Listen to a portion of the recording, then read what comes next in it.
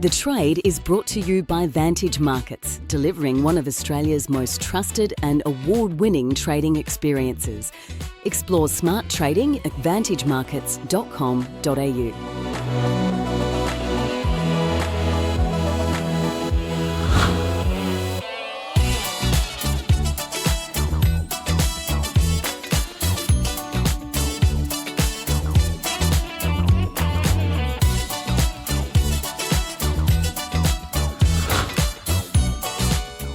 Hello and welcome to The Trade. Well, before we get into the charts, let's take a look at what traders are watching out there. Israel intercepting missile launched from Yemen. Israeli military saying it had intercepted a missile from Yemen toward Israel that triggered sirens across several areas in the country. Israel sending tanks into Gaza's Del Abala, also with pushing into the southern and eastern districts of the Gazan city for the first time, an area where Israeli sources say military believes the hostages may be held.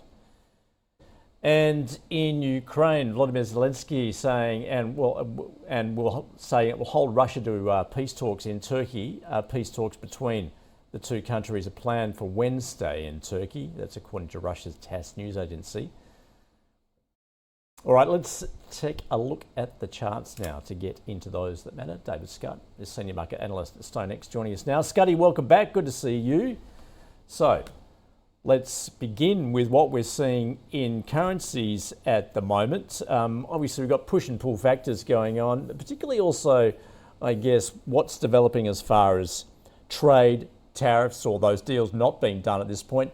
Also, ongoing questions about the independence of the Fed Reserve. What are you seeing, particularly with the US dollar index? G'day, Andrew. Great to be back. Yes, it's really interesting. You said lots of push and pull factors out there at the moment. One of the really clear things that's been obvious over the past fortnight or so is that we're seeing this recalibration in expectations as to how much the Federal Reserve will go and cut interest rates this year. Initially, it was about the tariff impact and the flow-through effect of inflation. But before that, we've actually seen an improvement in the US economic data. And what we're seeing is that it's been very, very influential on the G10 FX space.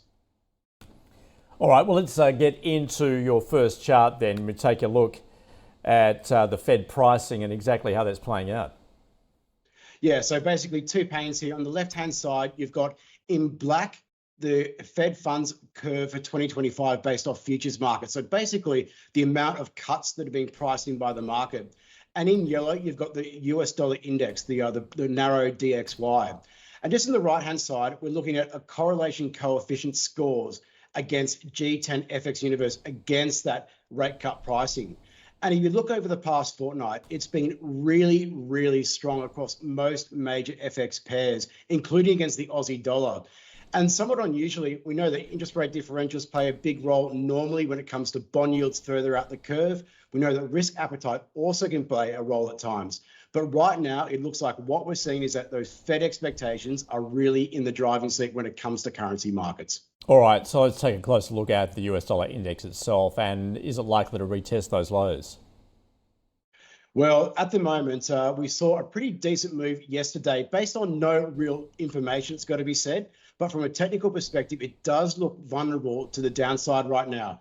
You can see that it had been in a very, very shallow uptrend from the lows that were struck on July 1st.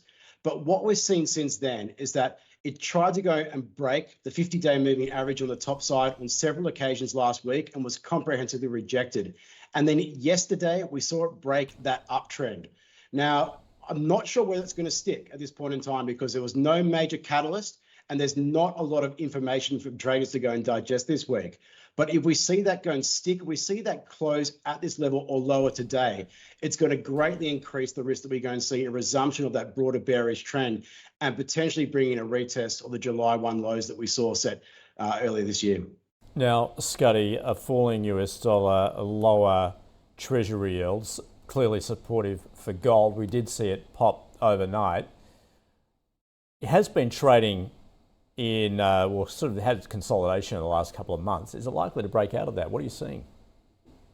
Yeah, well, we did have a breakout, not from a major level overnight, but certainly there had been coiling up. So we've been seeing that gold has been stuck in an uptrend for a period of time.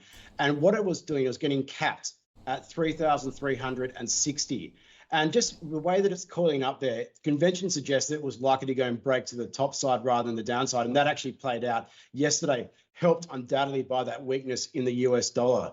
But right now it's stalled at 3,400, which is a level that it really struggled to go and break earlier on this year. However, just given where it started this move from, and given the break that we saw yesterday, if you can go and clear 3,400, then there's every likelihood that we're talking about 3,541. That was the high set a couple of months ago. And if that was to go and give way, there's nothing standing in between that and a retest of the record highs at 3,500. Right now, when you look at the momentum indicators as well, they are both RSI 14, MACD are generating very bullish signals.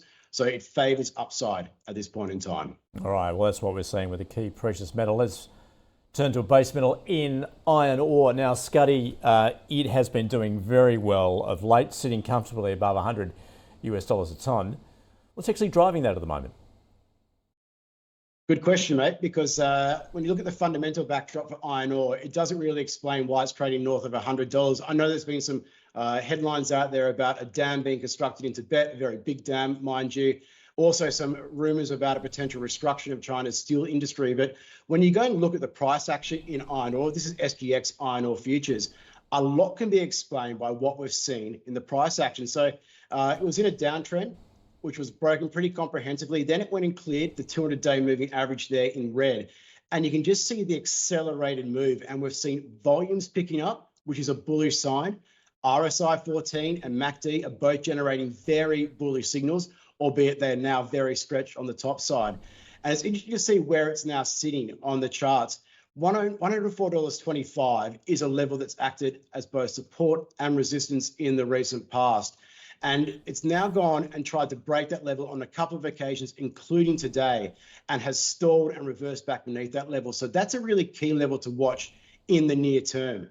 If it can go and close above 104.25, there's every chance we can maybe see a push back towards the year-to-date high at 109.30. But to me, just given the price action, given it's run well ahead of fundamentals, I'm more in the market now looking for a topping signal. Something will go and tell me that, hey, potentially we've seen the peak and we can go and play for a reversal. We'll see what happens over the next little bit, but certainly the price action over the past couple of days hasn't been anywhere near as convincing as what we saw over recent weeks.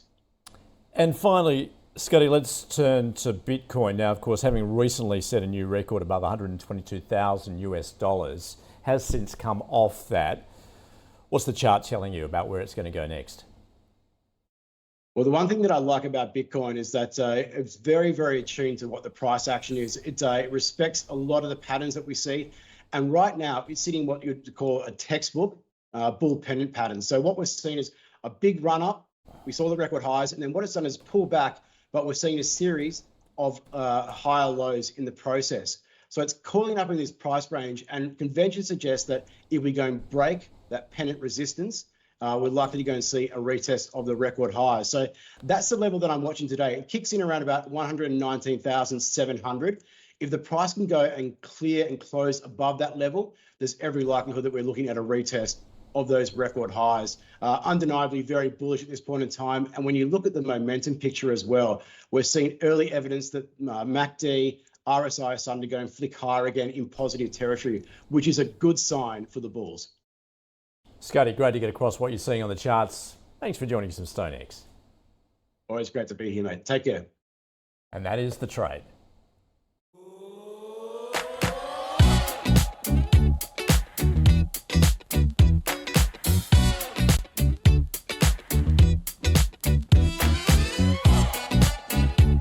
The Trade was brought to you by Vantage Markets, delivering one of Australia's most trusted and award-winning trading experiences.